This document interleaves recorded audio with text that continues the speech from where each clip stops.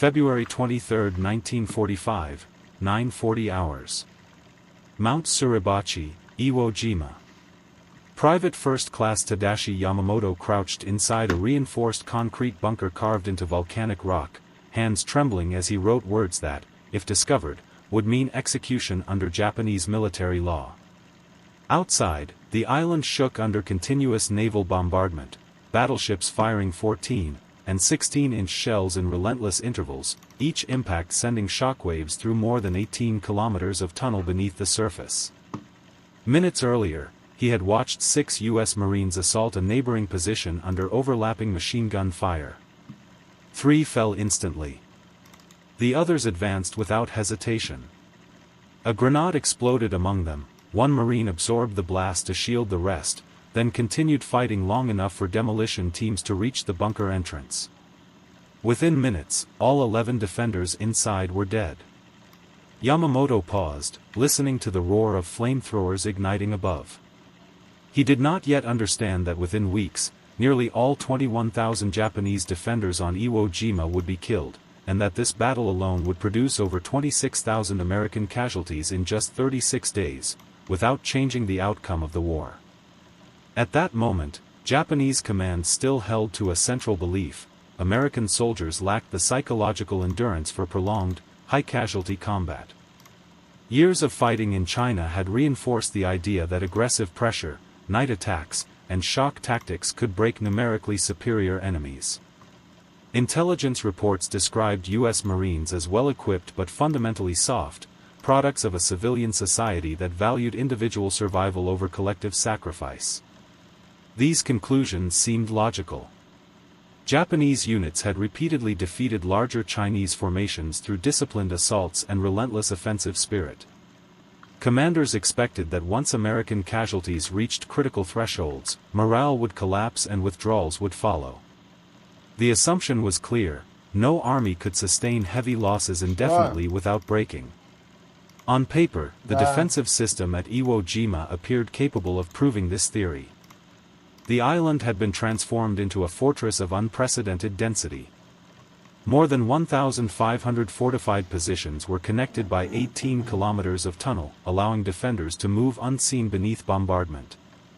Artillery positions were pre-registered across all landing zones, ensuring immediate and accurate fire the moment Marines came ashore.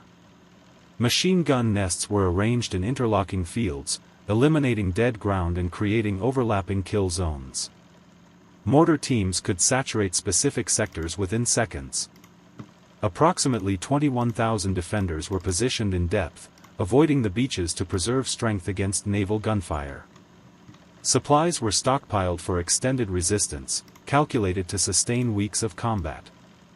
General Tadamaki Kuribayashi had abandoned traditional banzai charges, replacing them with a strategy of controlled attrition designed to maximize American casualties. Every bunker supported another. Every fallback position was pre-planned. All calculations pointed to a single expectation: the Americans would pay such a high price that further offensives might be reconsidered. Then the first reports began to emerge that did not fit these calculations. Earlier battles had already hinted at something unusual. August 1942, Guadalcanal. Japanese units advancing at night, traditionally their greatest advantage, encountered Marines who did not retreat in darkness but counterattacked aggressively. Lieutenant Shigeru Fukudome led 200 men in a textbook night assault against Henderson Field, expecting panic. Instead, his unit walked into prepared positions with interlocking fire. Within hours, his force was reduced to 90 men, while American losses remained minimal. Survivors reported something unprecedented: Marines advancing into jungle terrain considered impassable, fighting silently, striking, then disappearing. Similar reports followed. At Tarawa in November 1943, 4,500 defenders inflicted devastating casualties on the first waves, hundreds killed in the water, more on the beaches. Yet additional waves continued landing. By the third assault, Marines reached fortified positions with flamethrowers and demolition charges. The island fell in 76 hours. Nearly 6,400 Americans were killed or wounded, yet the operation continued exactly as planned. These events were initially dismissed as anomalies. But by 1944, the scale of the pattern could no longer be ignored. Reports from Saipan, Peleliu, and Bougainville described an enemy that behaved outside all established models of combat psychology. Casualties that should have halted operations instead produced continued assaults. Units that lost half their strength maintained offensive capability. Japanese observers noted Marines accepting casualty rates of 30%, 40%, even higher, without operational pause.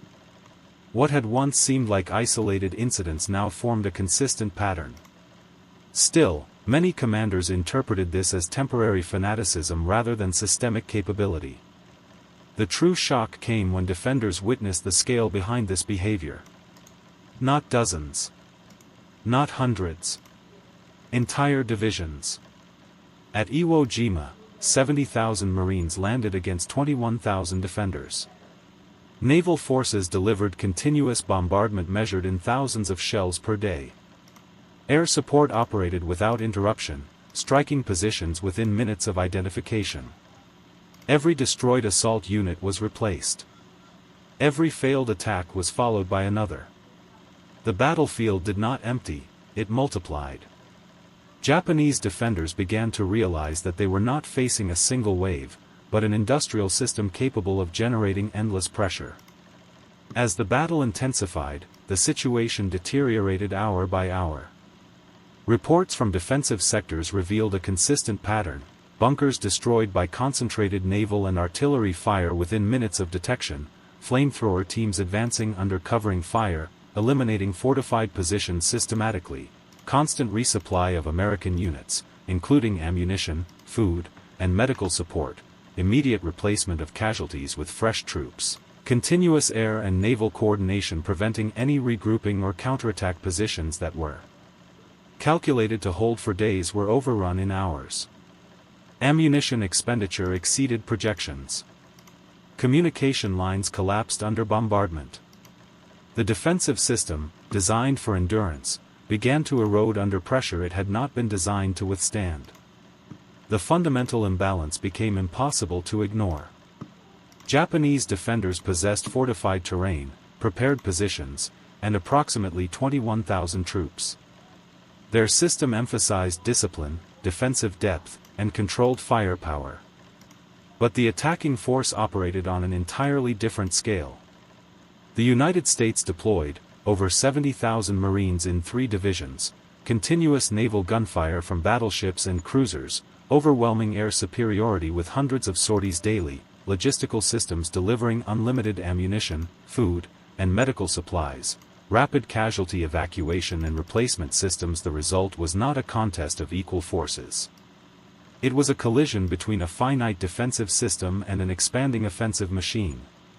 One side could not replace losses. The other replaced them continuously. It was at this point that realization began to spread among individual soldiers before reaching command. Yamamoto, observing repeated assaults, understood what official doctrine had failed to accept. The Americans were not weakening under casualties, they were sustaining them as part of a larger system. Each destroyed unit was immediately replaced.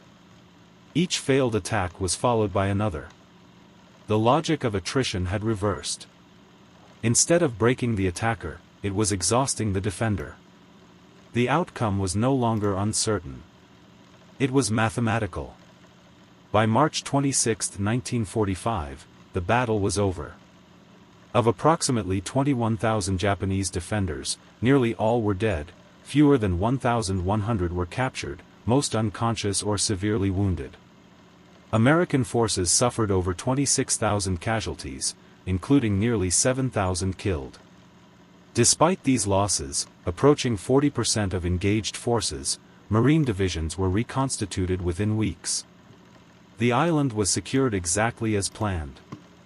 The defensive system had inflicted maximum casualties, yet failed to alter the result. This battle revealed a fundamental truth about modern warfare.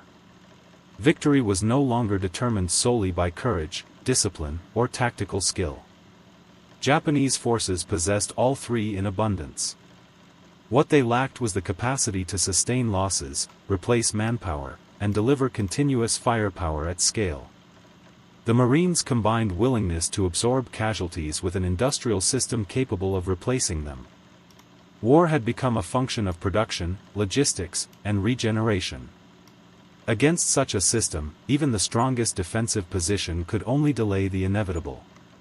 The next signs of collapse had already been recorded long before Iwo Jima, though few in Japanese command had fully understood their meaning.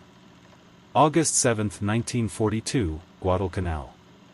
Corporal Hideo Takahashi, a veteran of campaigns in China where Japanese forces had advanced almost without resistance, wrote in his diary after the first week of fighting that the Americans behaved unlike any enemy he had encountered. Units that should have withdrawn when surrounded instead held positions until annihilated. Night, traditionally dominated by Japanese forces, no longer provided advantage. American Marines moved through jungle terrain in darkness with coordination and aggression that contradicted every assumption of their weakness. What disturbed him most was not their firepower, but their refusal to disengage even when tactical logic demanded it. This contradiction expanded across subsequent battles. Japanese doctrine relied on shock, momentum, and psychological collapse of the enemy. Yet Marine units demonstrated the opposite pattern. When attacked, they did not retreat to reorganize but counterattacked immediately, often within minutes, even in darkness. At Guadalcanal, a reinforced Japanese company of 200 men advanced in textbook formation against Henderson Field on August 20, expecting disorganized resistance. Instead, they entered a prepared killing zone with interlocking machine gun fire and pre-registered artillery. Within hours, casualties reached over 50%, while Marine losses remained minimal. Survivors described an enemy that adapted faster than command structures could respond, using radios and decentralized leadership to coordinate firepower at a speed Japanese officers could not match. The pattern intensified as the war progressed. At Tarawa in November 1943, Rear Admiral Keiji Shibasaki commanded 4,500 defenders in fortifications believed capable of holding for weeks. The first waves of Marines were devastated, hundreds killed in shallow water, landing craft destroyed before reaching shore. By all established calculations, such losses should have halted the assault. Instead, additional waves continued landing without delay. By the third assault, Marines reached defensive positions using flamethrowers and demolition charges. Within 76 hours, the island fell. Approximately 6,400 American casualties were sustained, yet operational tempo never slowed. For Japanese observers, the conclusion was deeply unsettling. Casualty rates that should have broken an army were being absorbed without reducing its effectiveness.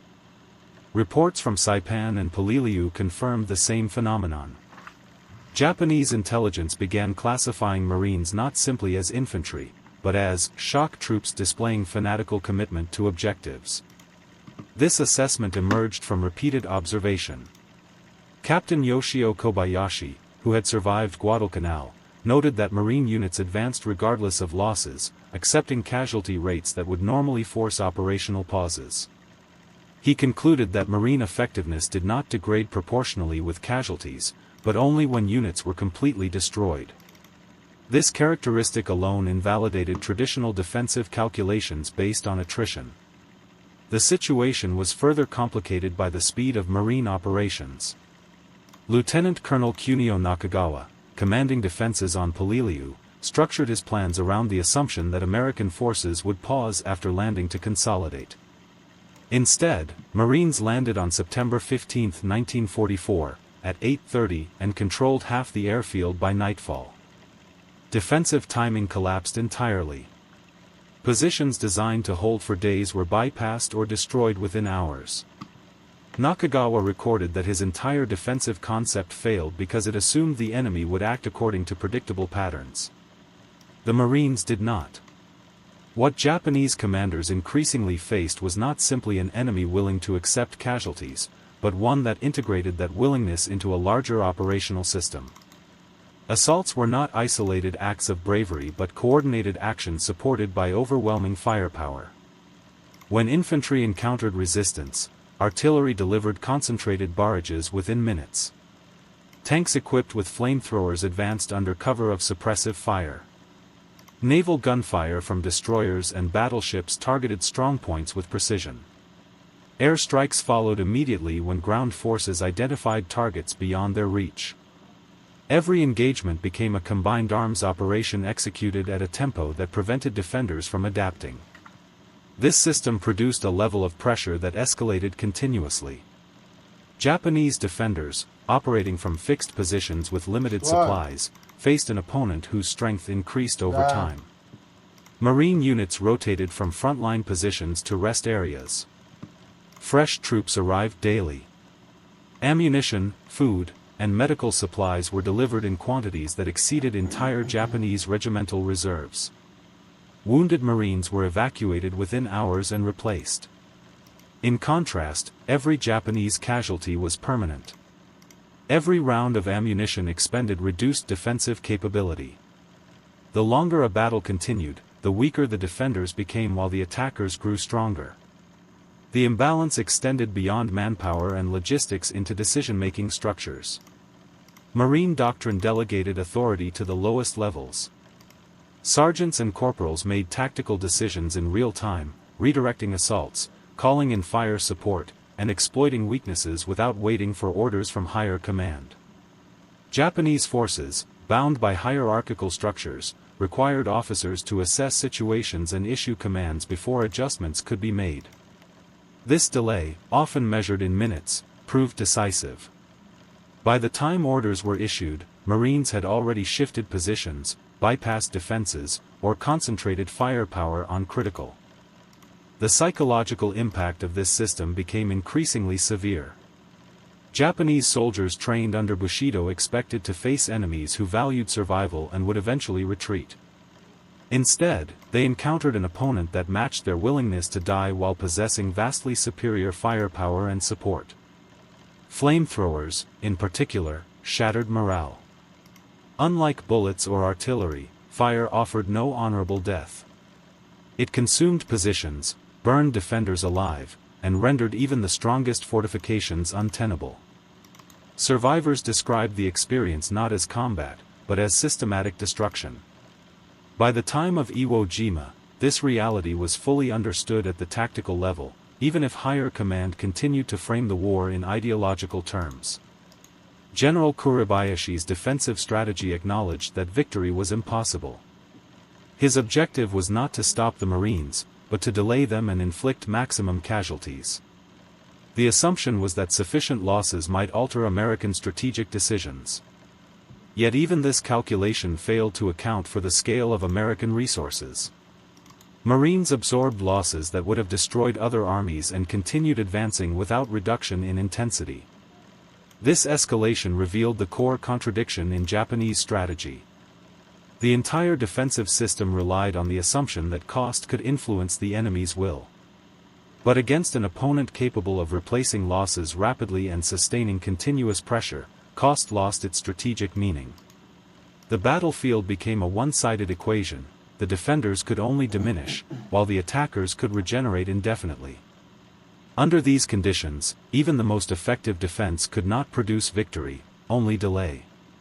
For soldiers like Yamamoto, observing from within collapsing positions, the conclusion became unavoidable. The enemy was not weakening. The enemy was expanding. Every destroyed bunker, every repelled assault, every inflicted casualty changed nothing. More Marines arrived. More firepower followed. The system continued to advance.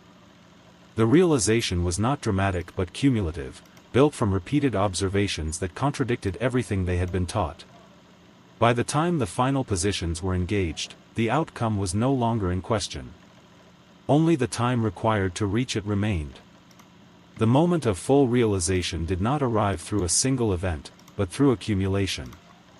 Japanese officers began to understand that the problem was not individual battles, but the nature of the enemy itself.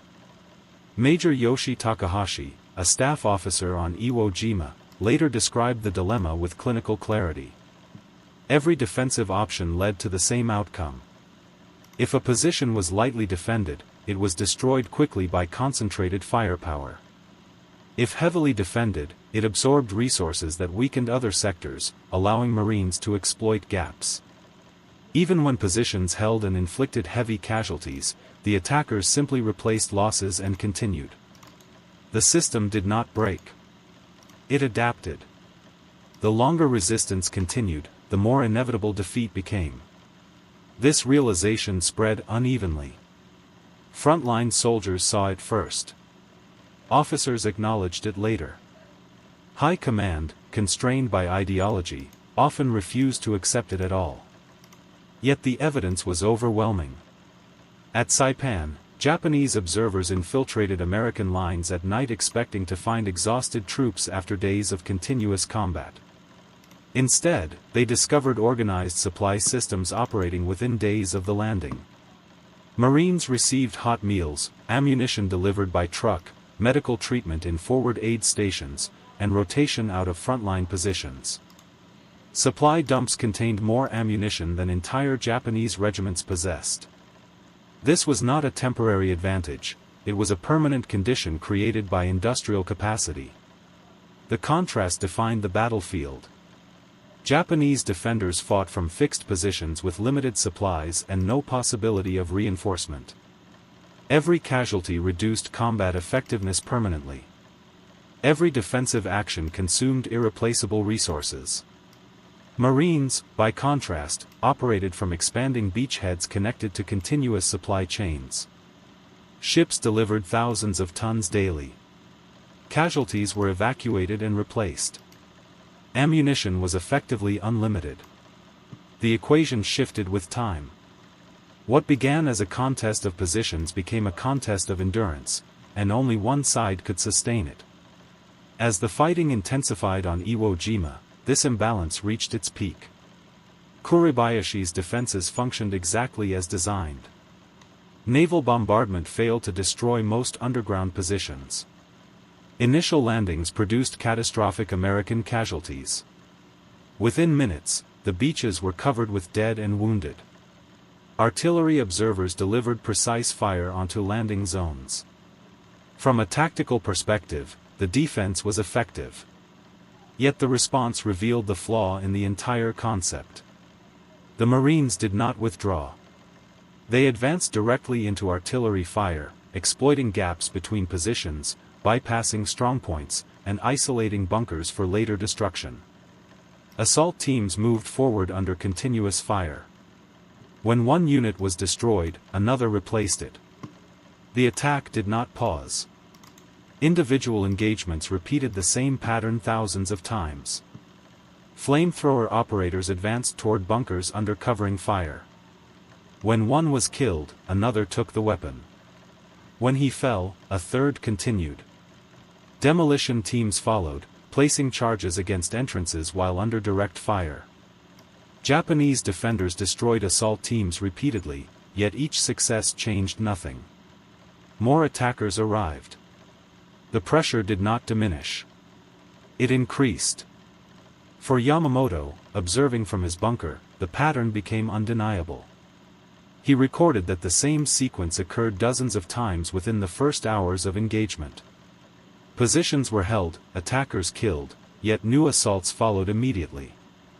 There was no operational pause, no regrouping, no reduction in intensity.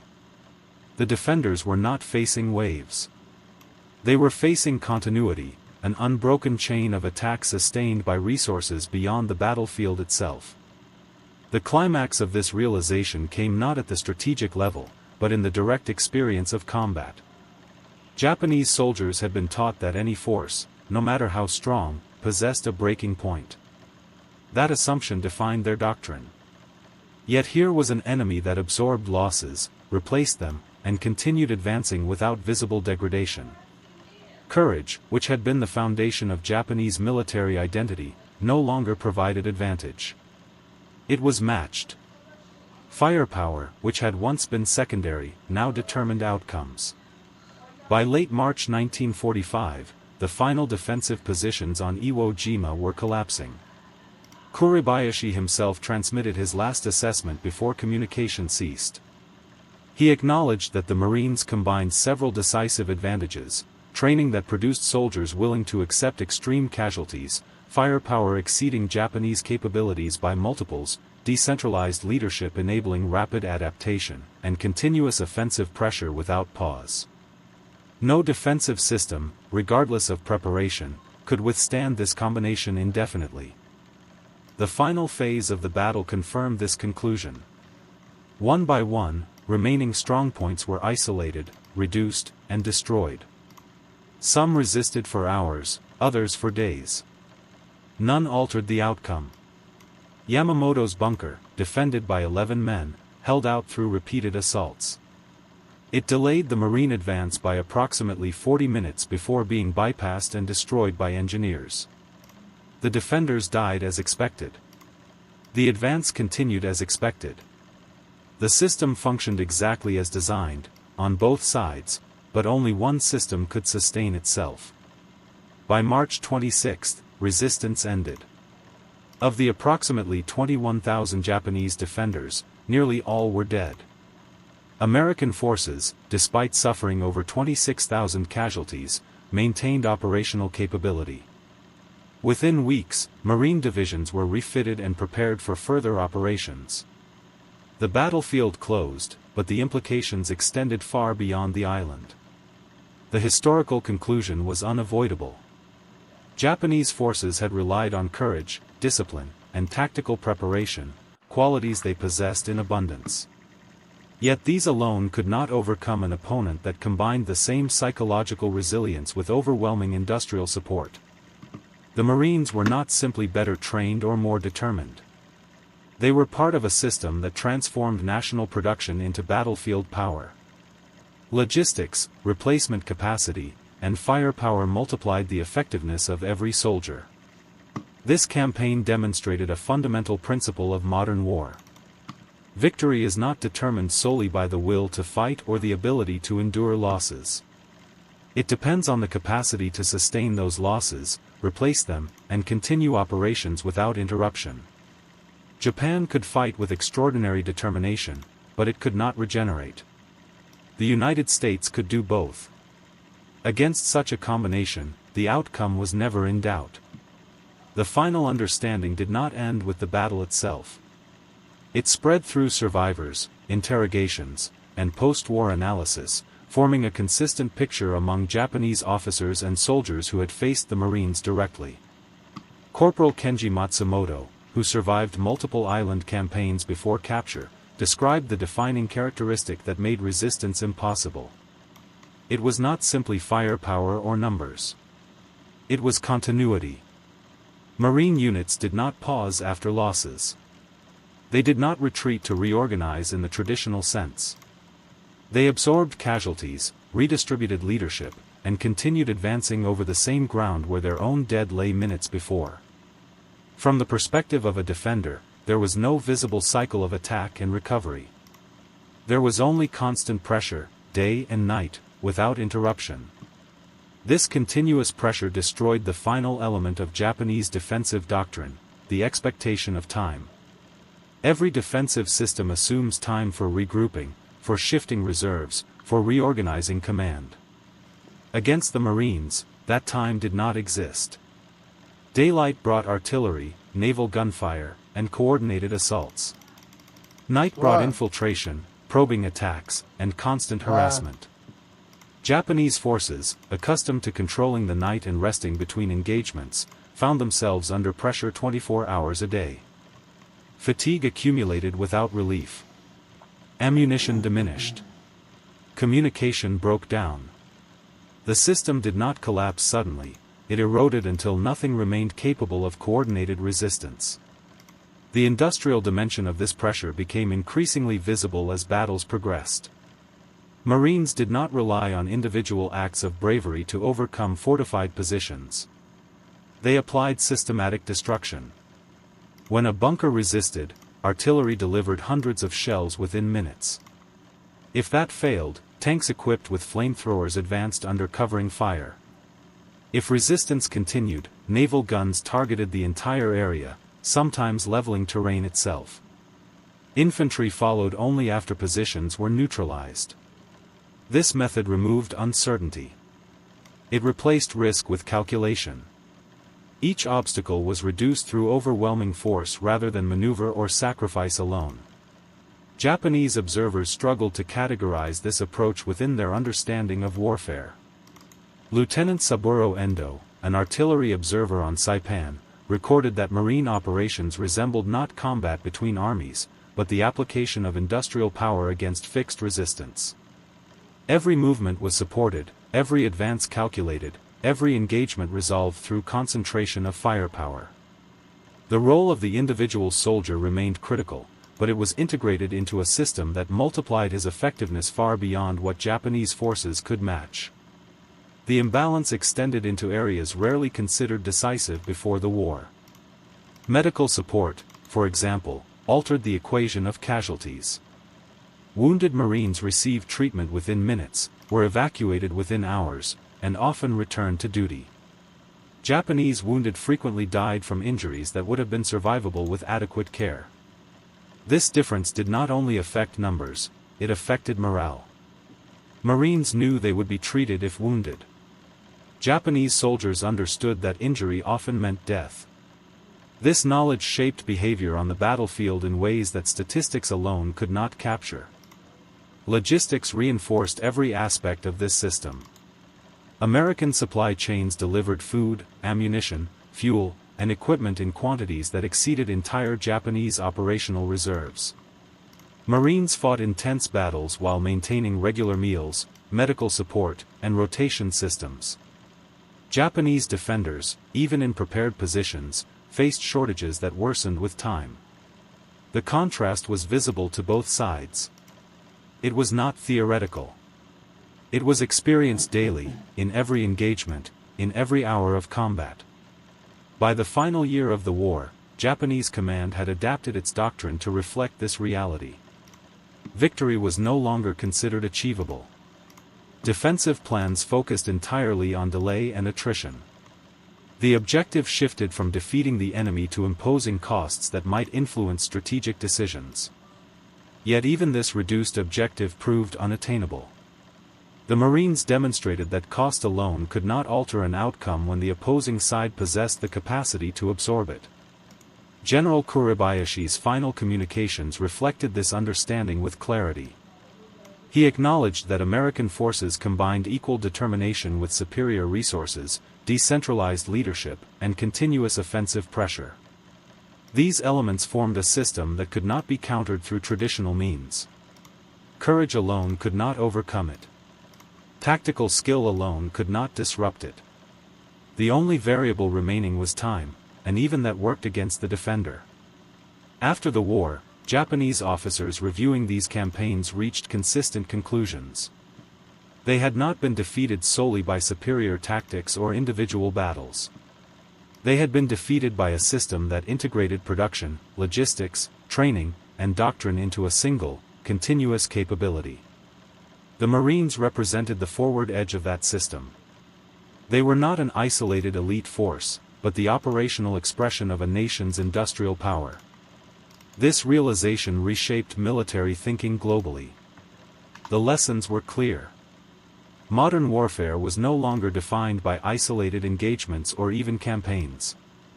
It was defined by the ability to sustain operations over time, to replace losses, to deliver continuous firepower, and to adapt faster than the enemy could respond. Armies that could not maintain these functions would inevitably lose, regardless of individual bravery or tactical success. For the Japanese soldiers who experienced it firsthand, the conclusion was simpler and more immediate. They had faced an enemy who matched their willingness to die, but did not need to. An enemy who could lose thousands and continue advancing. An enemy whose strength did not diminish with time, but increased. Against such an opponent, resistance became an equation with a single outcome. The war in the Pacific demonstrated that courage, discipline, and sacrifice remained essential, but insufficient on their own. Victory belonged to those who could combine them with resources, production, and logistics on a scale that transformed battle into inevitability. The Marines embodied that combination. And once that system was engaged, the result was no longer a question of if, but only when. The final stage of understanding came not on the battlefield, but after it ended, when surviving Japanese soldiers and officers began to reconstruct what they had faced. Interrogations conducted in 1945 and 1946 revealed a striking consistency in their conclusions. Regardless of rank, location, or unit, those who had fought the Marines described the same experience, an enemy that could not be stopped because it did not weaken in the way all previous enemies had.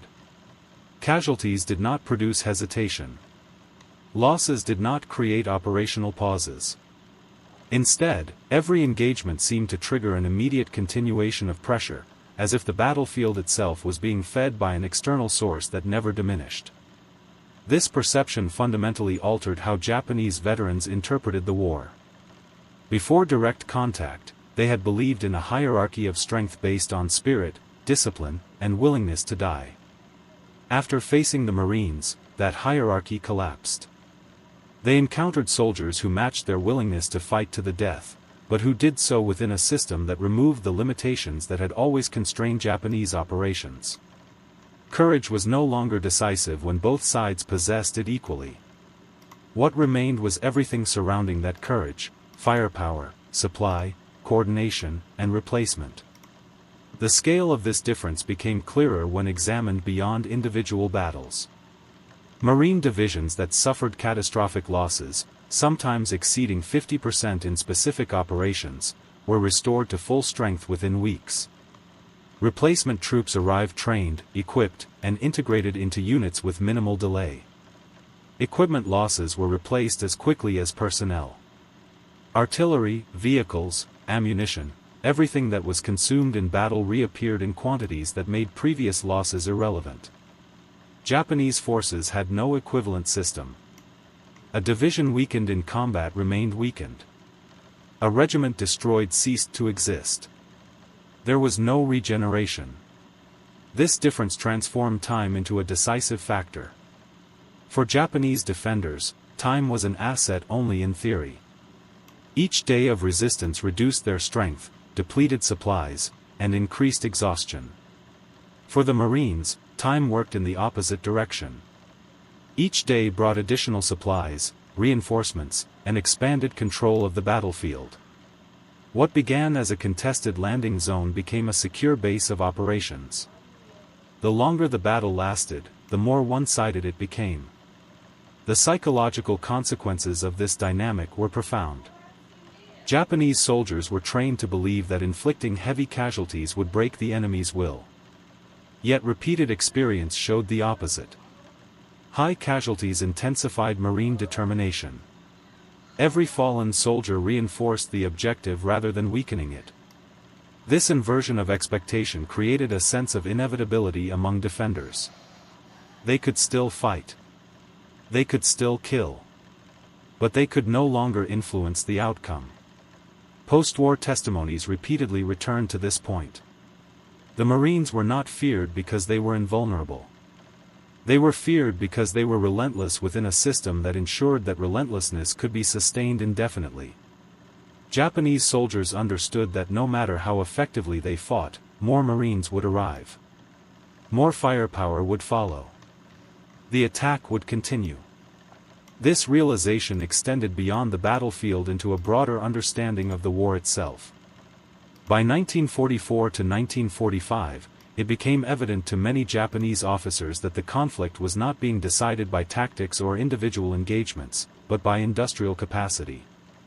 The United States produced aircraft, ships, vehicles, and ammunition at rates that exceeded Japanese output by multiples.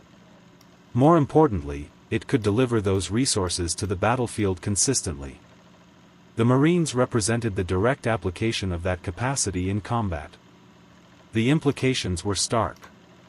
A nation that could produce and deliver such resources could sustain operations indefinitely. A nation that could not would eventually exhaust itself, regardless of the skill or determination of its soldiers.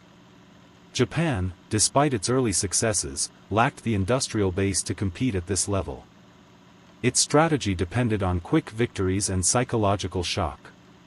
When those failed, no alternative existed. In retrospect, the Pacific War revealed a transformation in the nature of warfare. Earlier conflicts had allowed for outcomes determined by leadership, maneuver, and morale. By 1945, these factors remained important, but they operated within a larger framework defined by production and logistics. Armies became extensions of their national economies. Battles became expressions of industrial capacity. The Marines embodied this transformation in its most concentrated form. They combined rigorous training, decentralized leadership, and high tolerance for casualties with immediate access to overwhelming support. They did not rely on a single advantage.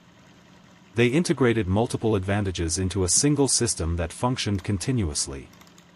This integration made them more than an elite force, it made them the operational edge of a larger structure that could not be matched. For Japanese veterans, this understanding carried a final, sobering conclusion.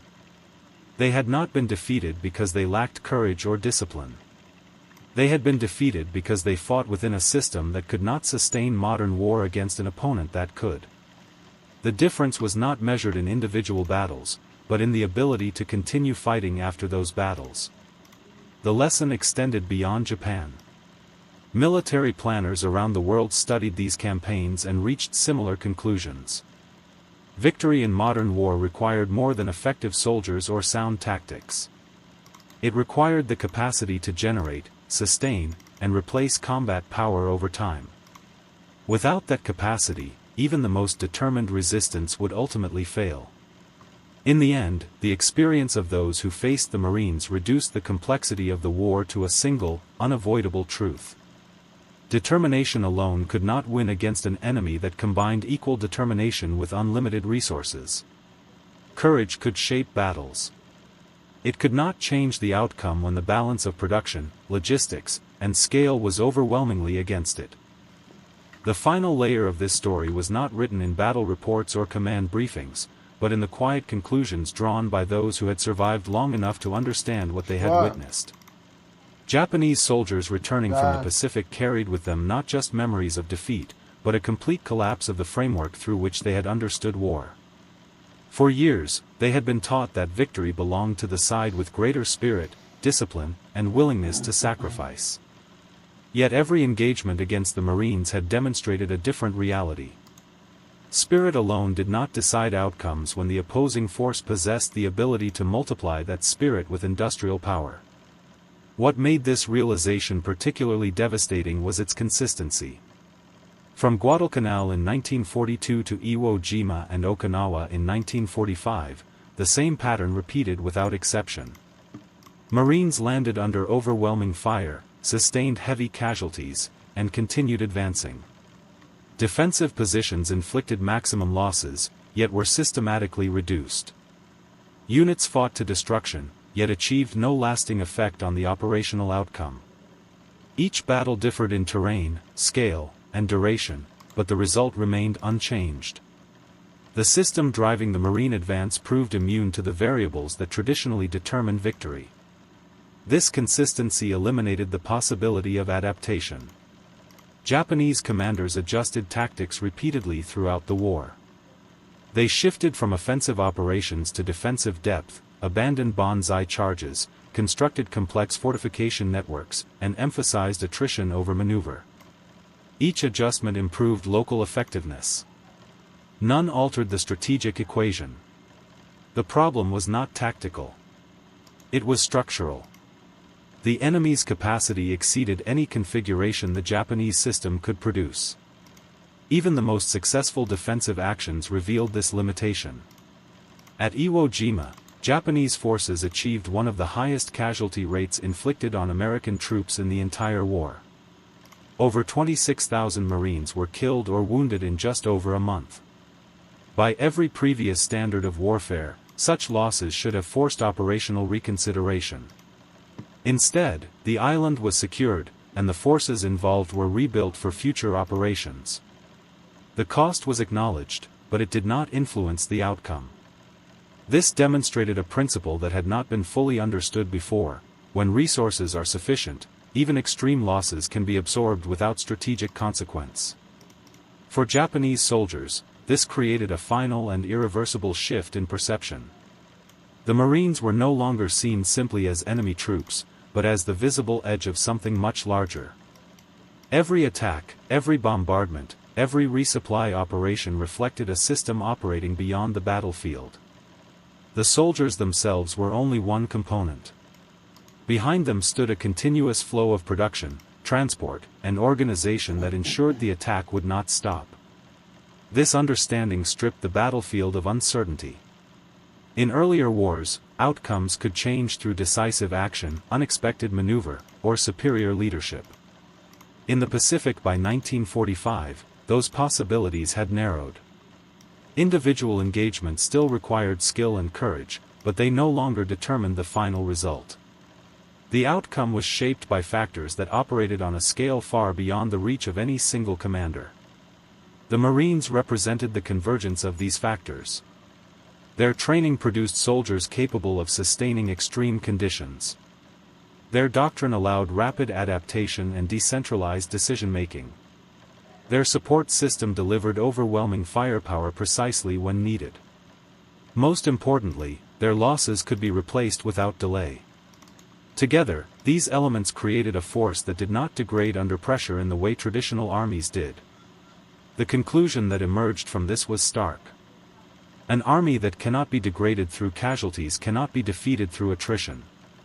An army that can replace losses faster than they are inflicted will inevitably prevail in prolonged conflict. Japan, despite its discipline and determination, could not meet these conditions. Its forces diminished with every battle. Its resources declined continuously. Its ability to sustain operations weakened over time. The Marines, by contrast, operated within a system that reversed these dynamics. In the end, the Pacific War demonstrated that modern conflict had moved beyond the limits of traditional military thinking.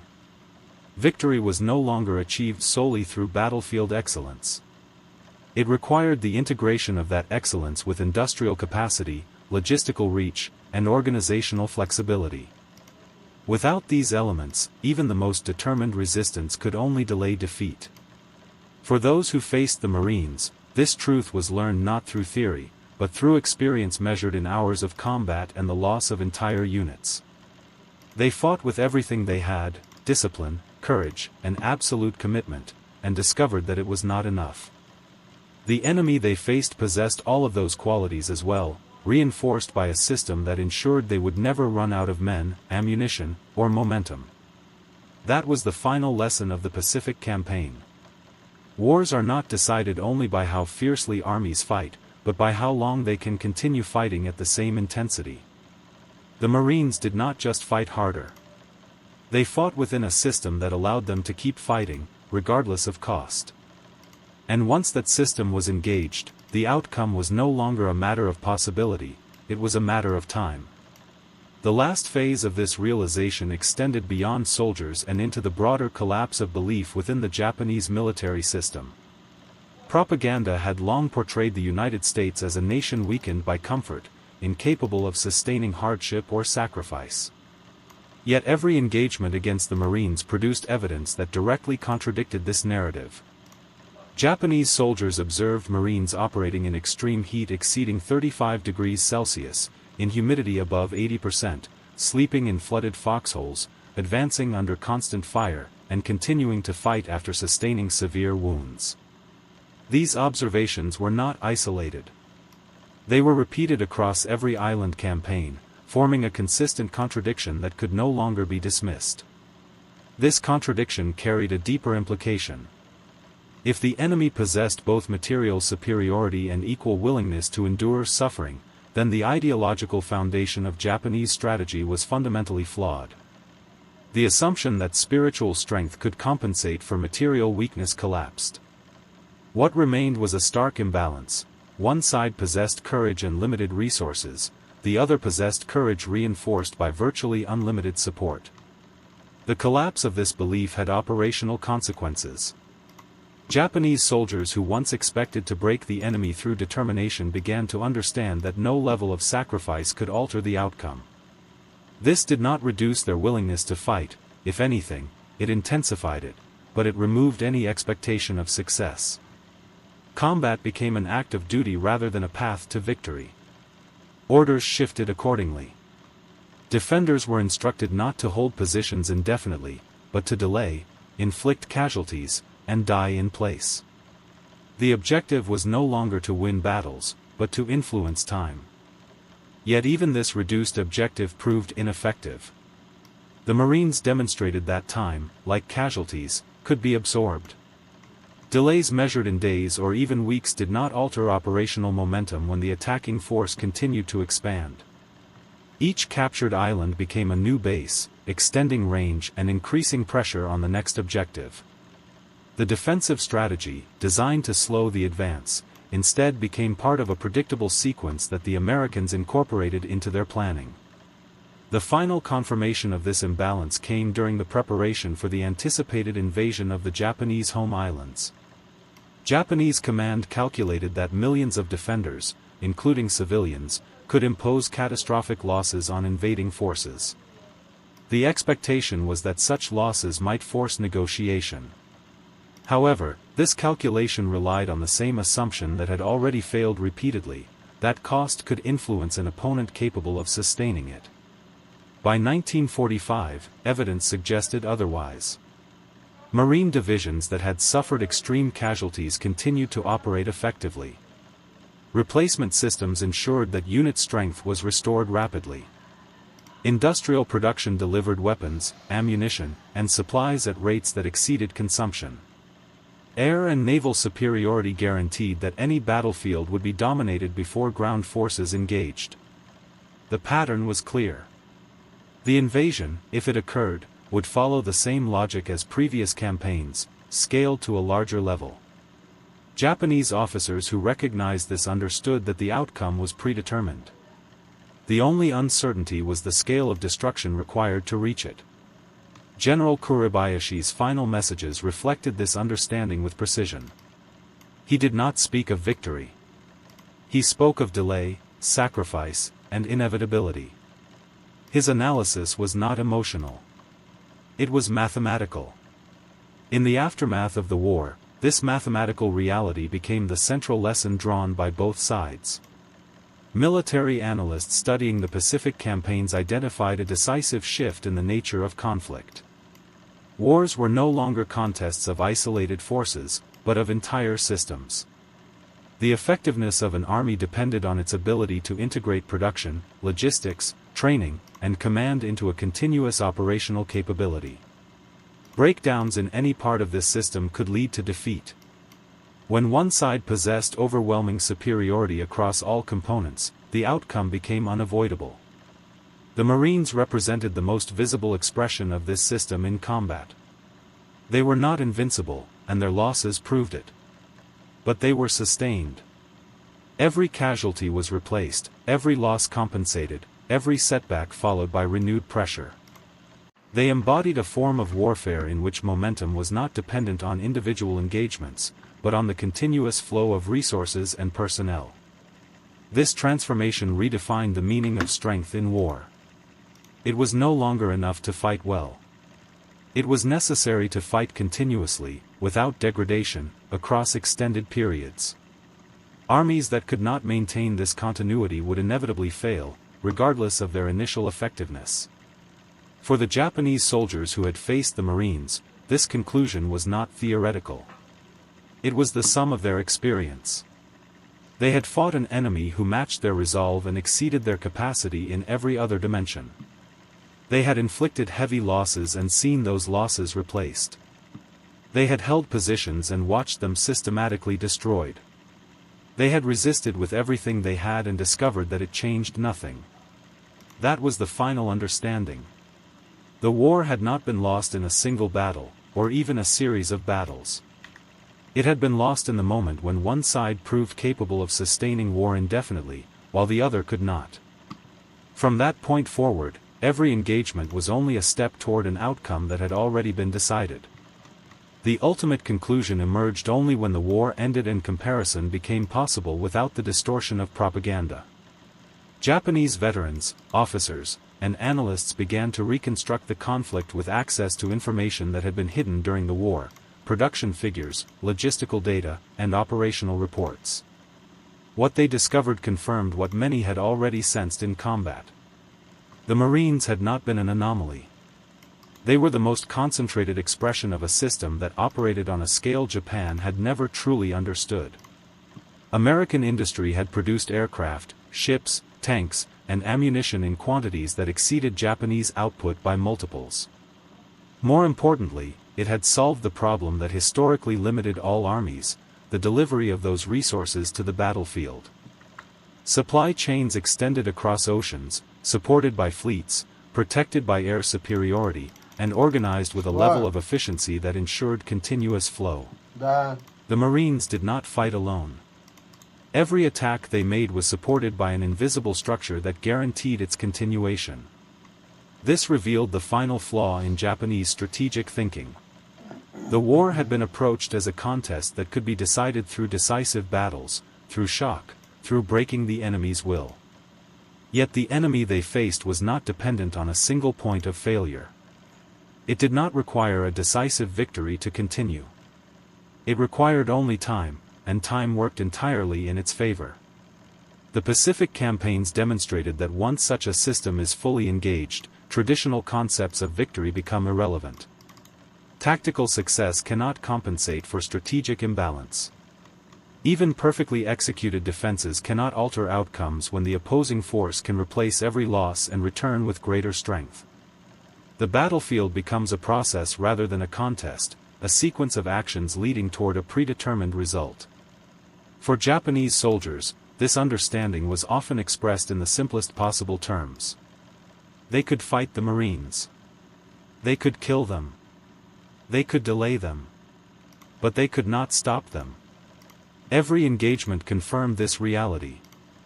Every day of resistance ended the same way, with continued advance. This was the climax of the entire campaign, not a single moment, but a realization shared across thousands of individuals in different battles, at different times, reaching the same conclusion independently. The Marines represented something fundamentally new in warfare: an enemy whose strength was not measured by the number of soldiers on the battlefield, but by the system that sustained them beyond it. When the war ended in August 1945, that system remained intact. It had not been exhausted. It had not been forced to its limits. It had simply reached its objective. Japan, by contrast, had reached the limits of everything it could sustain: manpower, industry, logistics, and time. The final accounting confirmed the imbalance. Across the Pacific, Japanese forces lost hundreds of thousands of soldiers who could not be replaced. Entire formations ceased to exist. Equipment losses were permanent. Infrastructure was destroyed and not rebuilt. On the opposing side, losses, though heavy, were absorbed, replaced, and integrated back into ongoing operations. The system continued functioning without interruption. This contrast defined the conclusion of the war. It was not decided solely by battlefield victories, but by the ability to sustain those victories continuously until resistance collapsed. The Marines were the instrument of that process, the force that applied pressure until no defensive capacity remained. The historical lesson that emerged from this experience was precise and unavoidable. Wars are not won only by those who fight with greater courage or skill. They are won by those who can sustain that fighting longer, at greater scale, and with the ability to replace everything that is lost. Courage determines how battles are fought. Resources determine how many battles can be fought, and who remains capable of fighting them. In the Pacific, one side possessed both. The other possessed only one. That imbalance defined every engagement, every campaign, and ultimately, the outcome of the war. The final insight, however, went even deeper than industrial superiority or logistical dominance. Japanese veterans eventually recognized that the Marines had not simply combined resources and training, they had fused them into a single operational doctrine where nothing functioned in isolation. Firepower was not used separately from infantry. Logistics was not detached from combat. Leadership was not centralized away from action. Everything operated simultaneously, compressing decision-making, movement, and destruction into a single continuous process. This integration created a tempo that traditional military systems could not match. In earlier wars, combat followed a rhythm: advance, contact, pause, regroup, repeat. Against the Marines, that rhythm disappeared. Contact led immediately to escalation. Resistance triggered concentration of force. Destruction was followed instantly by exploitation. There was no operational breathing space. No moment where defenders could reset the battlefield. Time, which had always been a factor commanders could manipulate, became a weapon controlled entirely by one side. Japanese officers studying these engagements after the war noted that even when Marines made mistakes, those mistakes did not accumulate into failure. They were corrected immediately through overwhelming support. A stalled attack was not abandoned, it was reinforced. A failed assault did not reduce pressure, it increased it. This ability to convert failure into renewed momentum eliminated the traditional consequences of battlefield error. The implications of this were profound. It meant that the outcome of engagements was no longer determined by isolated decisions, but by the system's ability to absorb and correct those decisions in real time. An army that can recover instantly from mistakes while maintaining pressure becomes effectively immune to the normal dynamics of combat. For Japanese defenders, this manifested as a sense that nothing they did had lasting effect. A successful defense of one position did not stabilize the front. It simply shifted the point of pressure. Destroying one assault element did not reduce the attack. It triggered another. Every action became temporary, every success local, every delay meaningless in the larger context. This led to the final psychological collapse, not of morale, but of expectation. Soldiers continued to fight with determination, often to the death, but without belief that their actions could influence the outcome.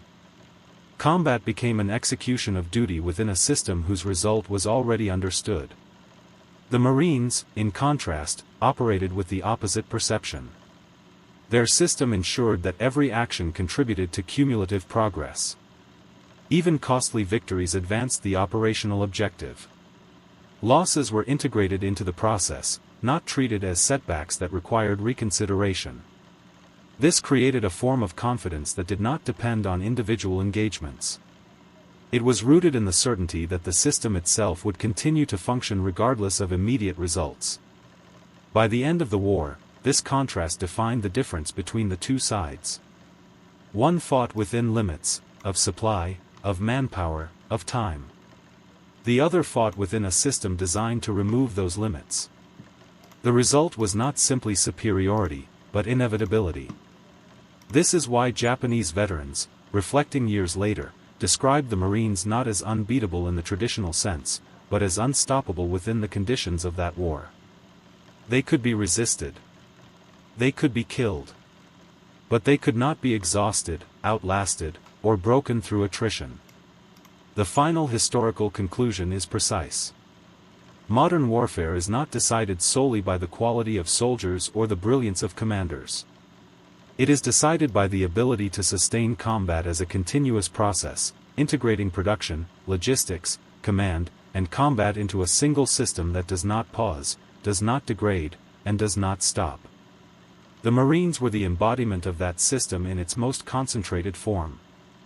And once that system was fully engaged, no battlefield outcome remained uncertain.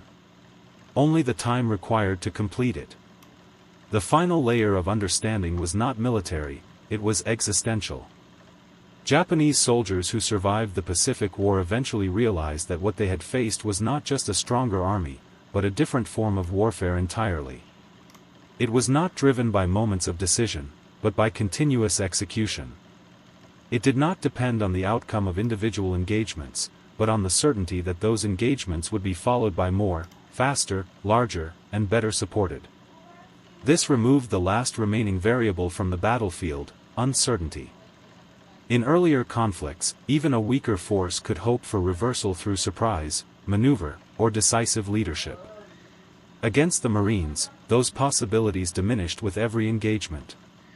Surprise could be absorbed. Maneuver could be countered by mobility and firepower. Leadership, no matter how skilled, could not overcome a system that corrected errors faster than they could be exploited. What remained was a form of war where outcomes were determined not by single events, but by accumulation. Every destroyed bunker, every captured position, every advance, no matter how costly, added to a process that could not be reversed. The battlefield became directional. It moved only one way. Japanese defenders adapted as far as they could. They abandoned offensive doctrine, constructed layered defenses, and maximized the lethality of every position. They fought with discipline and accepted total destruction as part of their mission.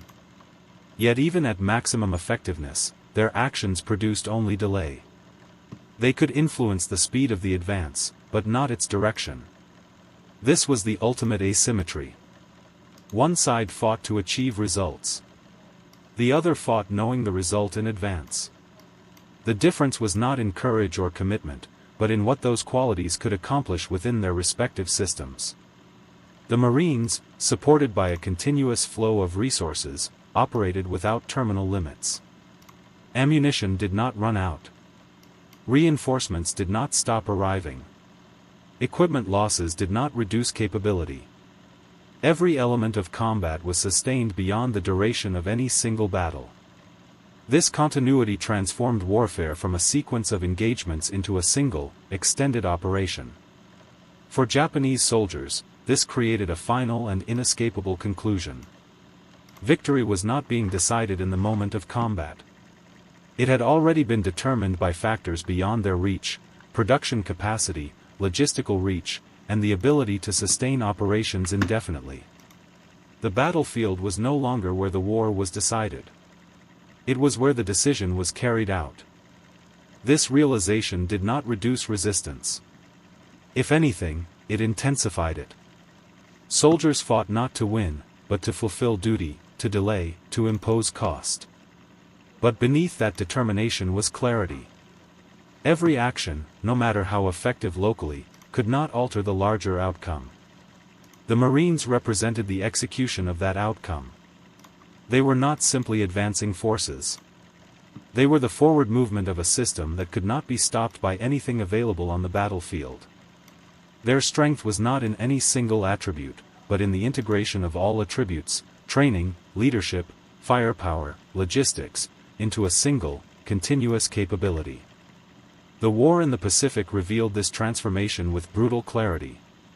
It showed that modern conflict is not decided by isolated superiority, but by total capacity, the ability to fight, to sustain, to replace, and to continue without interruption. In that context, the final lesson becomes unavoidable.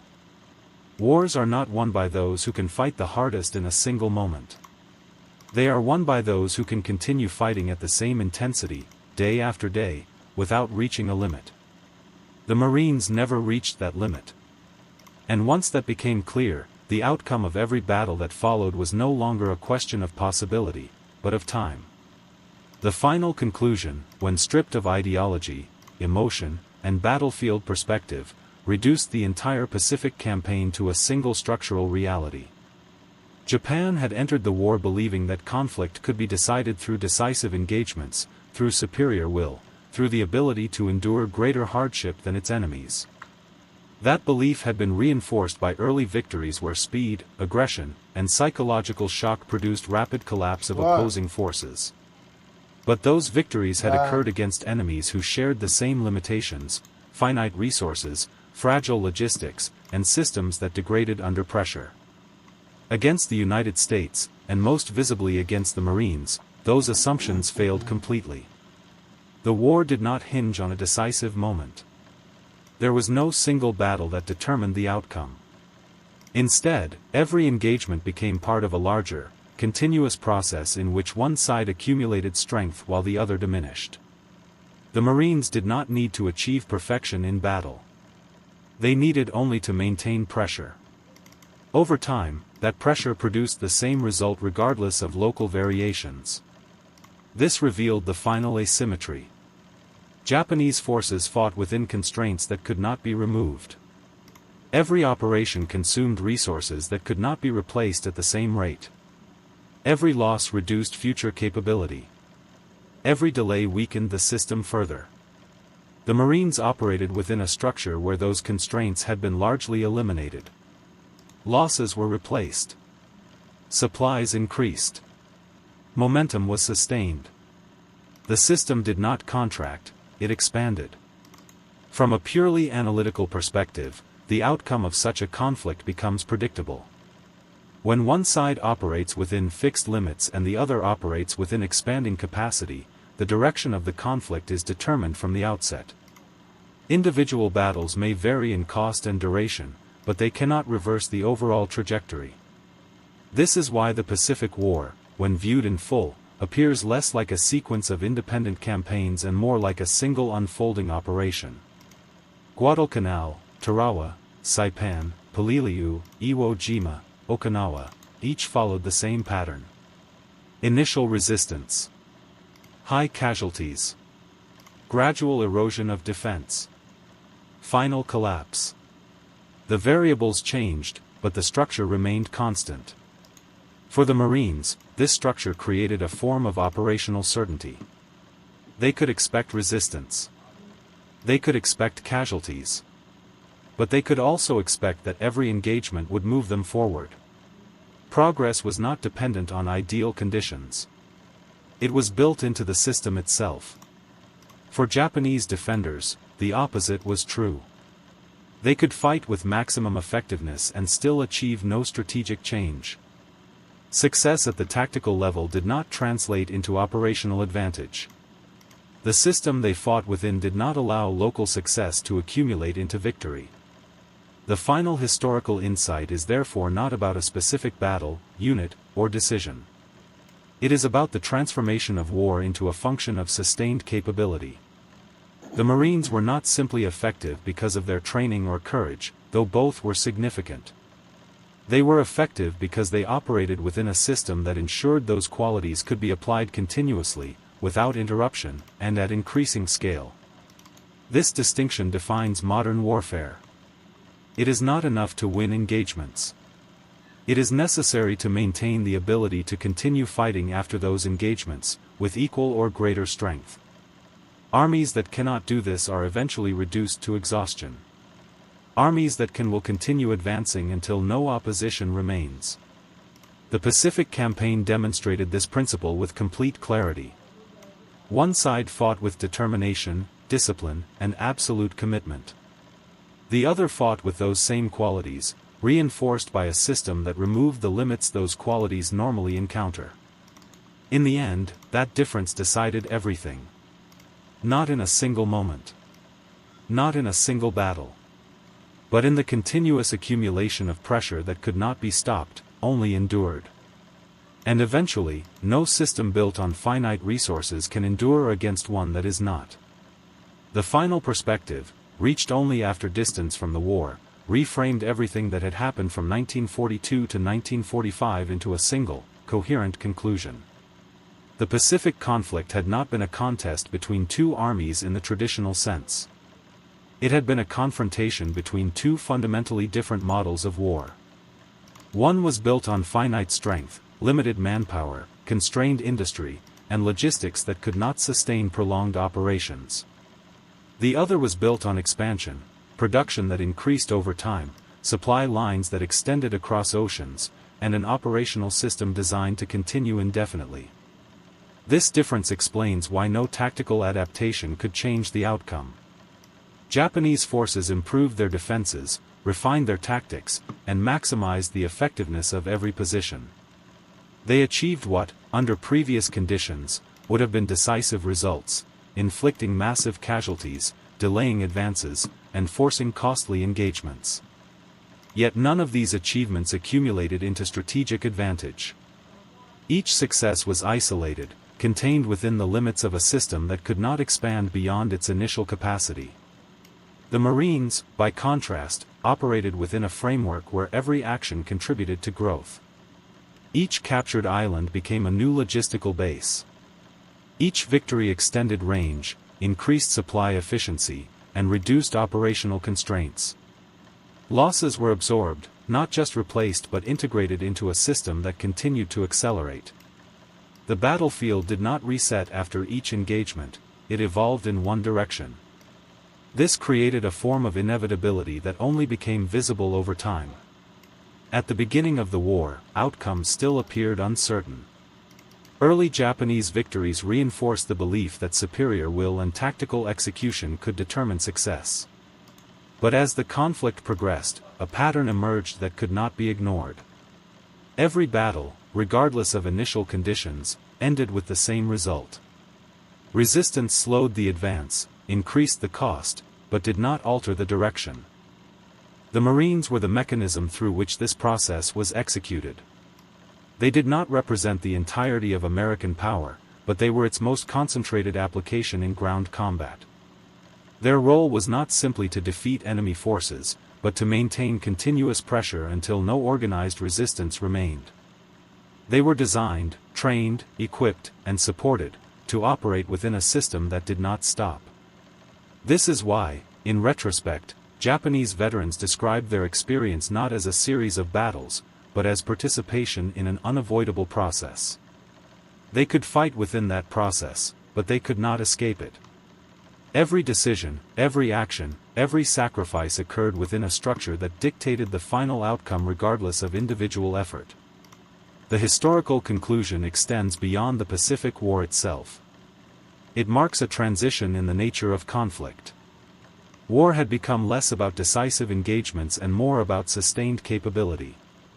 The side that could maintain pressure longer, replace losses faster, and operate at greater scale would ultimately prevail. Tactical brilliance and individual courage remained important, but they could not compensate for structural imbalance. In this context, the Marines were not simply an elite force. They were evidence of what modern warfare had become.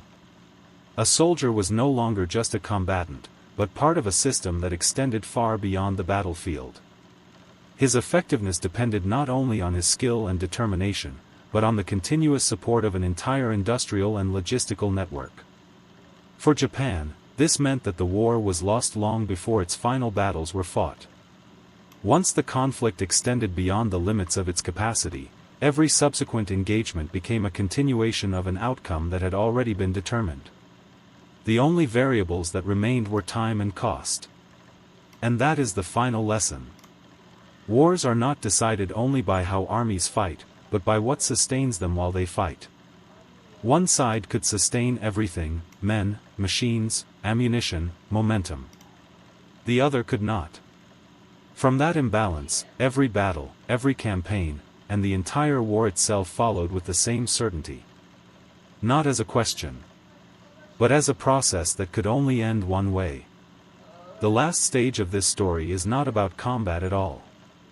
It is about what remained when the fighting stopped and the illusions disappeared. By late 1945, when surviving officers and soldiers compared their wartime expectations with reality, a single conclusion emerged with absolute clarity: they had misunderstood the nature of their enemy from the very beginning. Japanese doctrine had been built on the belief that war could be decided through spirit, decisive action, and the ability to endure greater suffering than the opponent. This belief shaped training, strategy, and command decisions across every campaign. It explained early successes. It justified continued resistance even when material conditions worsened. But it also created a blind spot. It assumed that the enemy would operate within the same limits. The Marines proved that assumption wrong at every level. They possessed the same willingness to endure hardship. They advanced under fire, fought in extreme conditions, and accepted casualties that would have broken most armies. But unlike the Japanese forces, they did not rely on spirit alone. Their actions were supported, amplified, and sustained by a system that ensured those sacrifices produced results. Every loss triggered reinforcement. Every obstacle triggered concentration of firepower. Every delay triggered escalation. This combination created something entirely new. Not an army that fought harder. An army that could not be exhausted. That distinction changed everything. In traditional warfare, exhaustion defines limits. Armies reach a point where losses, supply shortages, and fatigue reduce their ability to continue. That point determines outcomes as much as battlefield performance. The Marines operated beyond that limit. Their system prevented exhaustion from becoming decisive. Japanese forces, by contrast, were defined by it. Every day of combat reduced their strength. Ammunition stocks declined. Food supplies diminished. Wounded soldiers could not return. Units became smaller, weaker, less capable. Time worked against them with mathematical certainty. This is where the war was truly decided. Not at Iwo Jima. Not at Saipan. Not at Guadalcanal. But in the difference between a force that diminishes and a force that sustains itself. By 1945, this difference was no longer theoretical. It was visible in every engagement, measurable in every report, undeniable in every outcome. Japanese soldiers understood it in the most direct way possible. They fought enemies who kept coming. Who did not slow down. Who did not run out of anything that mattered. And once that understanding was complete, the nature of the conflict changed. It was no longer a struggle to win. It was a struggle to delay. That is why final defensive strategies focused entirely on time, on making each advance as costly as possible, on extending battles from days to weeks, on turning every meter of ground into a point of resistance. But even this approach could not succeed against an opponent for whom time was an advantage. Because time did not weaken the Marines. It strengthened them. Each day brought more supplies, more reinforcements, more firepower. Each captured position expanded their capability. Each battle increased their operational reach. The process was cumulative and irreversible. That is the true climax of this story. Not a moment of collapse. But the point at which one side realized that nothing it could do would change the outcome. And from that point forward, every battle became a confirmation of that realization. The conclusion is as precise as it is unforgiving. Wars are not decided only by courage. Not by tactics. Not by individual battles. They are decided by systems. By the ability to sustain force, to replace loss, to maintain pressure without interruption. Japan had courage, discipline, and determination. The United States had all of that, plus the system. And in modern war, that difference is absolute. There is one final layer, beyond tactics, beyond logistics, beyond even industrial scale, that completes the picture. It is the realization that by 1945, the Pacific War had ceased to be a contest between opposing strategies and had become a demonstration of inevitability driven by asymmetry. Japanese forces continued to operate within a framework where every action required justification, every attack weighed against losses, every defense measured against available resources, every decision constrained by what could not be replaced. Even in their most determined moments, they were calculating within limits. The Marines operated differently. Their system removed the need for that calculation. They did not advance because the cost was acceptable. They advanced because the system ensured the cost could be paid. That distinction eliminated hesitation. It removed the final barrier that normally governs military decision-making, the question of sustainability. For Japanese commanders, sustainability was always the central concern. For the Marines, it had already been solved before the battle began. This created a form of operational freedom that had never existed at this scale before. Attacks did not need to succeed perfectly. They needed only to continue. Failures were absorbed. Successes accumulated. And the system ensured that continuation itself would produce victory. From the Japanese perspective, this was indistinguishable from inevitability. Because every traditional method of resistance relied on forcing the enemy to stop, through losses, through exhaustion, through disruption. But none of those conditions could be achieved. Losses were replaced. Exhaustion was mitigated. Disruption was temporary. So the core mechanism of defense, forcing a pause, no longer functioned. And once an army cannot be forced to stop, it cannot be defeated through conventional means. This is the final turning point, though it is not tied to a specific date or battlefield. It is the moment when war transitions from uncertainty to certainty.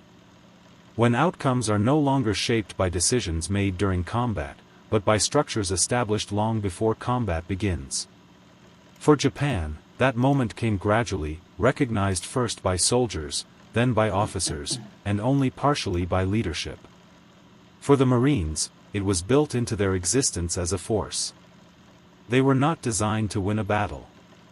They were designed to ensure that once a battle began, it would continue until it was won. And that is why every island followed the same pattern. Different terrain. Different defenses. Different casualty figures. But the same result. Because the underlying system never changed. The conclusion is not just historical, it is structural. War, at this level, is not decided by who fights better in a moment. It is decided by who can remove the limits of fighting itself. The Marines did not remove danger, or loss, or resistance. They removed limitation. And once limitation disappears, the only remaining variable is time.